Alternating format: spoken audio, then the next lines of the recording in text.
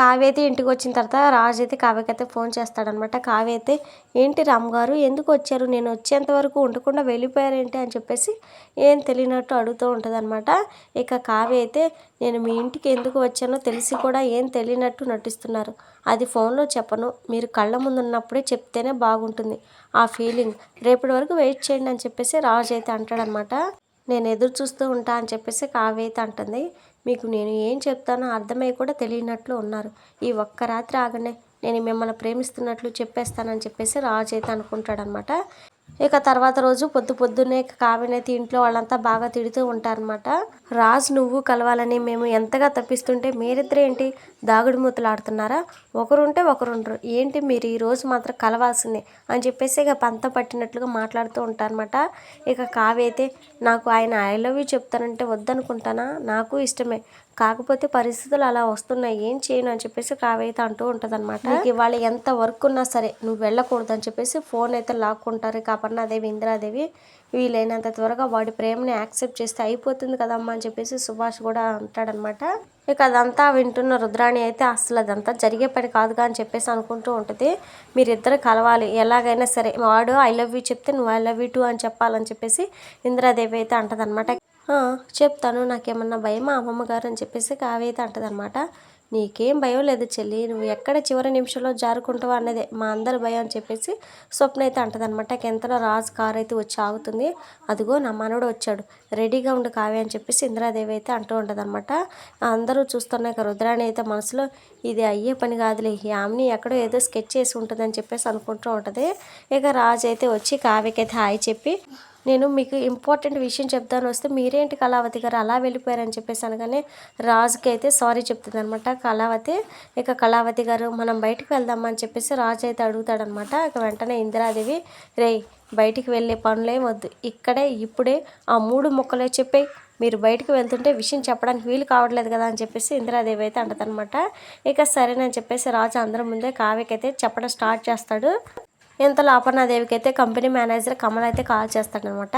మధ్యలో ఈ ఫోన్ ఏంట్రా అని చెప్పేసి ఇక అపర్ణాదేవి అయితే ఫోన్ కట్ చేస్తుంది. ఇక రాజుకి కావ్య అయితే చెప్పడం స్టార్ట్ చేస్తాడు. జీవితంలో సంతోషం అనే పదానికి అర్థం అని చెప్పేసి ఇక చెప్పబోతూ ఉండగానే ఇంతలో ఆ మేనేజర్ అయితే సుభాష్కి అయితే ఫోన్ చేస్తాడనమాట. ఇక సుభాష్ అయితే ఫోన్ లిఫ్ట్ చేసి మళ్ళీ చేస్తాను కమల్ అని చెప్పేసి అంటాడు. అయితే అవతల నుంచి మేనేజర్ అయితే సార్ ఈరోజు బోర్డ్ ఆఫ్ మీటింగ్ ఏర్పాటు చేశారు సార్, ఆ సిద్ధార్థ గారు కావ్య మేడం ఫోన్ కలవట్లేదు సార్ అని చెప్పేసి కంగారుగా అంటాడనమాట. ఇక సుభాష్ అయితే వాట్ అని చెప్పేసి కంగారుగా అయితే పైకి లేచి అమ్మ కావ్య మీటింగ్ ఏదైనా ఉందా అని చెప్పేసి అడుగుతాడనమాట. లేదు మావయ్య ఏ మీటింగ్ లేదు కదా అని చెప్పేసి అంటదనమాట. మరి కమల్ ఏంటి ఇలా అంటున్నాడు, ఒకసారి నువ్వే మాట్లాడమ్మా అని చెప్పేసి సుభాష్ అయితే అంటాడనమాట. ఇక కావ్య అయితే ఫోన్ తీసుకొని ఆ మేనేజర్తో అయితే మాట్లాడుతుంది అనమాట. మేడం ఆ సిద్ధార్థ గారు ఉన్నట్టుండి బోర్డు మీటింగ్ అంటున్నారు, చూడబోతే ఏదో ప్లాన్ చేసినట్లే ఉన్నారు, మీరు త్వరగా రండి మేడం అని చెప్పేసి మేనేజర్ అయితే చెప్తాడనమాట. ఇక వెంటనే వస్తానని చెప్పేసి కావ్య ఫోన్ పెట్టేస్తుంది. ఇక వెంటనే అయోమయంగా రాజు వైపు చూడగానే అయ్యో కావ్య గారు మీరు వెళ్ళండి, ఎంత అవసరం లేకపోతే ఫోన్స్ వస్తాయని చెప్పేసి ఇక కావ్యగా రాజు సపోర్ట్గా మాట్లాడతాడనమాట. ఇక కావ్య అయితే ఆఫీస్కి అయితే వెళ్ళిపోతుంది. ఇక కావ్య అయితే మీటింగ్కి వెళ్తుంది అనమాట, కూర్చుంటుంది. సిద్ధార్థ్ అయితే నేను ఈ కంపెనీకి 500 కోట్ల ప్రాజెక్ట్ ఒకటి తీసుకొచ్చాను, ఇతర దేశాల్లో కొన్ని విగ్రహాలను డిజైన్ చేసే పని, అయితే క్లయింట్స్ నన్ను చూసి వచ్చారు కాబట్టి కంపెనీ ఎండీగా నన్నే కోరుకుంటున్నారు. ఇప్పుడు ఈ సమస్య ఏంటంటే నాకు కావ్య గారి నాయకత్వంపై నమ్మకం లేదు, అందుకే 2 రోజులు టైం ఇస్తున్నాను, ఆవిడ నాకంటే గ్రేట్ అని చెప్పేసి ప్రూఫ్ చేసుకుంటే ఓకే, లేదంటే ఆవిడ పదవి నుంచి తప్పుకోవాలని చెప్పేసి సిద్ధార్థ్ అయితే అంటాడనమాట. ఇక మిగిలిన బోర్డు మెంబర్స్ అందరూ కావ్యకి సపోర్ట్గా మాట్లాడతారు. ఎండీ పదవి మీకెందుకు ఇస్తారు సిద్ధార్థ్ గారు, కావ్య గారి ఫ్యామిలీ కదా దీన్ని స్థాపించింది అని చెప్పేసి అంటారనమాట. ఇక వెంటనే సిద్ధార్థ్ అయితే మనకు లాభాలు ముఖ్యం కానీ ఇదంతా కాదు కదా, పైగా మనం కూడా పార్ట్నర్స్ కదా అని చెప్పేసి అంటాడు. ఇక ఆ బోర్డు మెంబర్స్ అందరూ కూడా సరే 2 రోజుల్లో కావ్య గారు గ్రేట్ అని చెప్పేసి నిరూపించుకుంటే ఓకే, లేదంటే పదవి మీకు అప్పగిస్తారని చెప్పేసి కావ్య తరపున వాళ్ళు చెప్పేస్తారనమాట.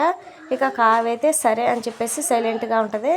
ఇక బోర్డు మెంబర్స్ అందరూ వెళ్ళగానే ఆల్ ది బెస్ట్ కావ్య గారు అని చెప్పేసి షేక్ హ్యాండ్ ఇస్తాడనమాట సిద్ధార్థ. కావ్య అయితే కోపంగా చూసి తల తిప్పుకుంటుంది. ఇక వెంటనే సిద్ధార్థ అయితే వెళ్ళిపోతాడు.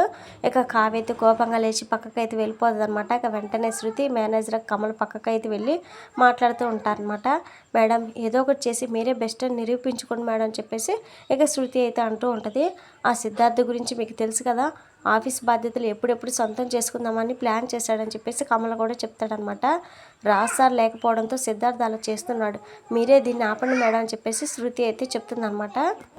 ఇక వెంటనే కళావతి, నువ్వేం కంగారు పడకు శృతి, ఎవరు పడితే వాళ్ళు కూర్చోవడానికి అది షోరూంలో కుర్చీ కాదు, దుగ్గిరాల వారి కుటుంబ బాధ్యత.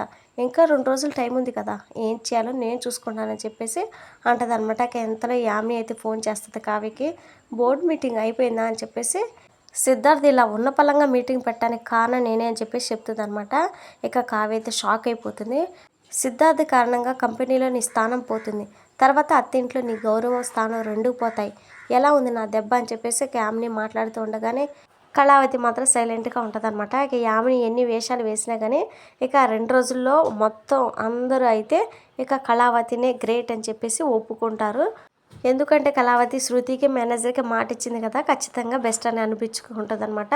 ఇక అప్కమింగ్ ఎపిసోడ్లో అయితే రాజ్ అయితే కావ్య దగ్గరికి అయితే వచ్చి, ఏంటి ఏదో ముఖ్యమైన విషయం మాట్లాడాలని అన్నారా అని చెప్పేసి ఇక అడుగుతాడనమాట. ఇంకా రాజు హెల్ప్ తీసుకొని ఇక కళావతి బెస్ట్ అని అనిపించుకుంటుందా ఏంటి అనేది నెక్స్ట్ ఎపిసోడ్లో చూద్దాం ఫ్రెండ్స్. మన వీడియోస్ని మిస్ అవ్వకుండా చూడాలనుకుంటే వెంటనే ఛానల్ని సబ్స్క్రైబ్ చేసుకొని సపోర్ట్ చేయండి. Thank you friends.